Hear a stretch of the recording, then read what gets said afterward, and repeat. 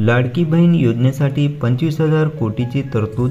अर्थमंत्री अजित पवारांनी केली घोषणा. योजनेसाठी प्रत्येक महिन्याला येणार 3,500 कोटी रुपयांचा खर्च. पुणे दिनांक 20. महायुती सरकारने आता पार पडलेल्या पावसाळी अधिवेशनात अर्थसंकल्पामध्ये मुख्यमंत्री लाडकी बहीण योजनेची घोषणा केली आहे.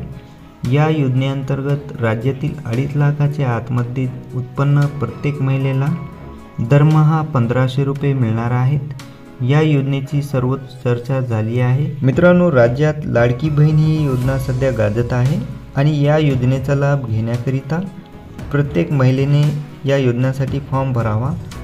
फॉर्म तुम्ही स्वतःहून भरू शकता आणि तेही ऑनलाईन पद्धतीने भरू शकता. त्यासाठी तुम्हाला मोबाईलवर नारी शक्ती दूत हा ॲप घ्यायचा आहे आणि अतिशय सोप्या पद्धतीने फॉर्म भरता येणार आहे. मित्रांनो, तुम्हाला जर हा व्हिडिओ आवडला असेल तर व्हिडिओला लाईक करून प्रत्येक महिलापर्यंत शेअर नक्कीच करा. धन्यवाद.